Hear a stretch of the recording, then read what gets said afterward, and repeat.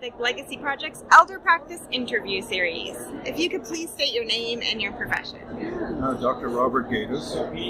And, sorry, what was the question? Your name and your profession. Profession, I'm a naturopathic doctor.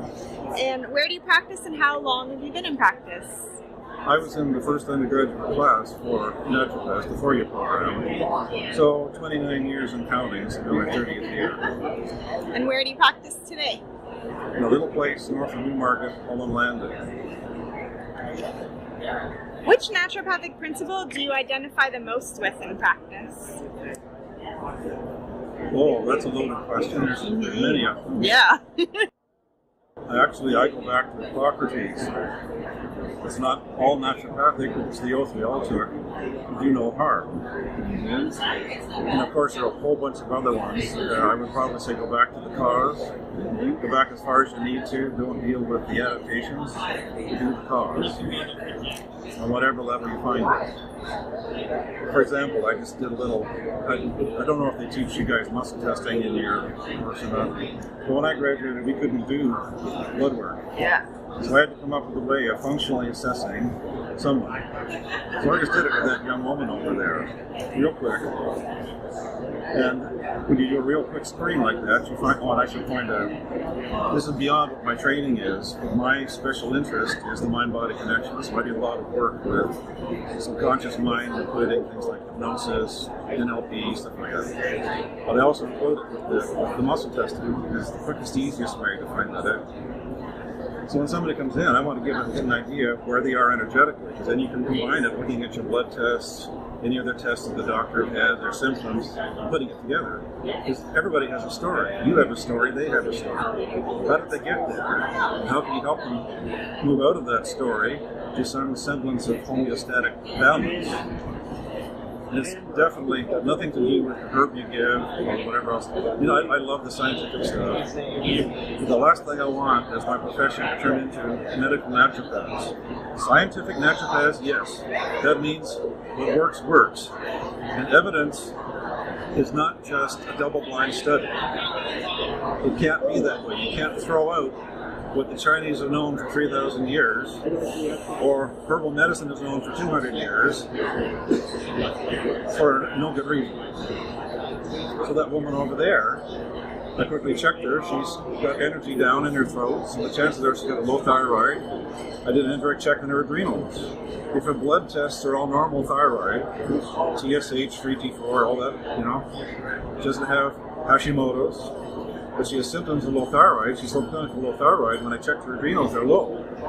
So first thing you do is you correct the adrenals. I don't care if you do a 4-point cortisol test. I don't care whether you do an HCTH. I don't care. I can already tell what she needs. So you start on that. Does that make sense? Absolutely. Yeah. What clinical pearl do you want other NDs to know? To really listen to what the person's telling you and don't make decisions in the first 2 minutes. That's what a medical doctor does. They decide what antibiotic to give you in 2.5 minutes. If you really listen to the patient and what they're telling you, the story will tell you everything. After that, you're just using your doctor status to see how far along they are and make sure that you put them in a position where they get the proper help. And sometimes you have to say, I'm sorry, I'm not the one for you to see right now. Or if I were you, I would do this. What are your top 3 modalities? Well, I started off, like most naturopaths, with the homeopathic kind of overlay, and I still love homeopathy, but more polypharmacy than straight constitution, whatever else. I do a lot of herbals. I do, I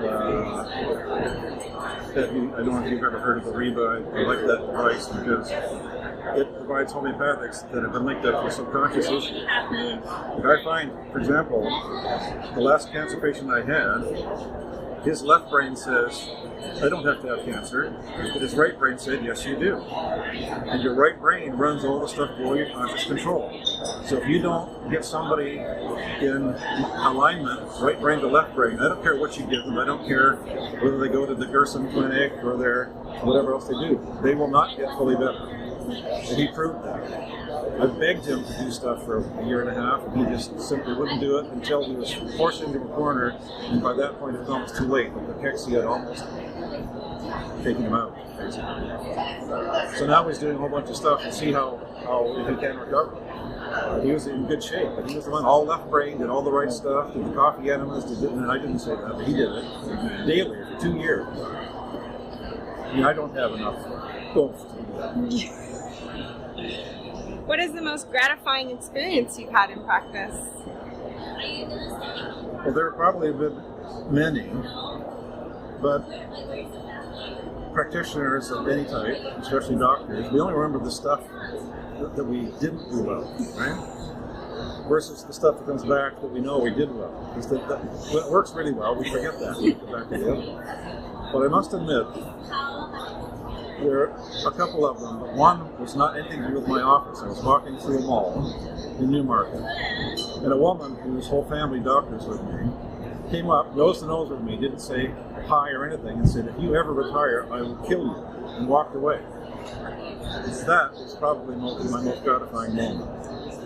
And can you tell me what your most surprising moment in practice has been? Oh, absolutely. There are a couple, but this one really stands out. It goes back to how the mind affects the body. I had an East Indian couple come in. She was all about 4'0", he wasn't much more. And she had a problem with burping. So I went through the whole intake stuff about related to food, what time of day, nothing. He said, "Oh, no, I don't burp at all for any of that." He said, "So when do you burp?" She said, "Only when my husband touches me." I said, "Pardon me?" And he said, "Yeah, look, you're sitting beside her." He reached across and he touched her. She burped like a truck driver. Whoa. I dropped my pen on the floor because I was laughing so hard. I didn't want to seem professional. I had to repeat it twice. And then I asked questions. Turns out that it was an arranged marriage. She'd been in love with somebody else and was forced to marry this guy. I'll give you one other one. This woman comes in, 10 years of stomach problems.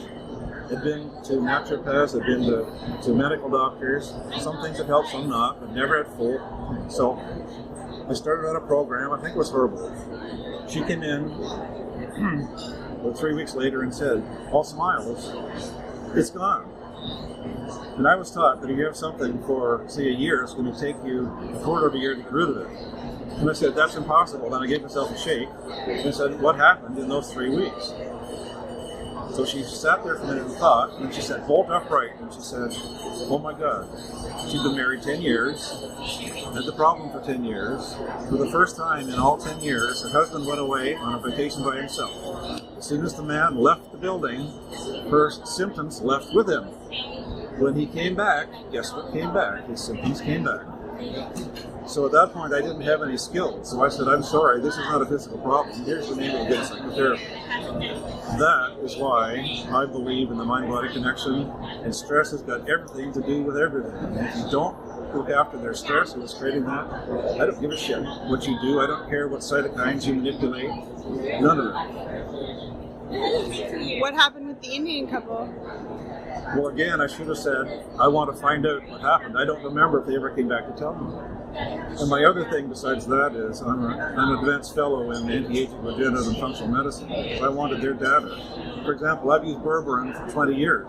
Now we've got data to prove why I liked it so much and why I still do. Mm-hmm. You know, good for blood sugar, good for liver, good for kidney. You know, it's all that way. So it's like some of you young people think that as we get older we're fossils. I'm no fossil. I'm just telling you. I keep up with it just as much as you do. I don't do IVs because it's not doing anything, in my opinion, unless they're at a point where they need to be supported some other way. If you go back to and I'm not saying it's not good, I will refer out if you need it, but somehow we've got to go back to the cause of it. And in my opinion, sometimes it goes back to the fact that we're almost all in PTSD. Something happened when we were 3 or 5, we got locked in, and we're just running that program ever since then. It's kind of funny how that is, but not funny ha-ha, just funny tragic. And how tragic is it if one part of somebody's brain is saying, you've got to have cancer? I tried to get him. You got to find out why you decided that, because it's not logic. This guy ran 3 companies, and he's a left-brain guy. And only at the end, or close to it, did he ever see, well, geez, I haven't tried that yet. But I showed him. This is not me telling you this. I don't care. Yeah. Anyway, that's me. Is there anything else you'd like to share about your legacy? Never thought about a legacy. I'm too young for a legacy. I'm here sitting here because you said, geez, I'm an elder. Well, that's fine. Even after almost 30 years, I still feel like I'm just beginning to know what it's all about. I think it was Linus Pauling once said that it takes 20 years to get into a doctor, medical or otherwise. Well, that's the case. I'm now a good doctor. I want to be an exception. Maybe before my time is up, I will be. Let's hope so. It won't stop me from trying. It won't stop me from doing. Thank you so much for taking your time out for us today and for sharing what you know with us. More than welcome. We really appreciate it. Thanks.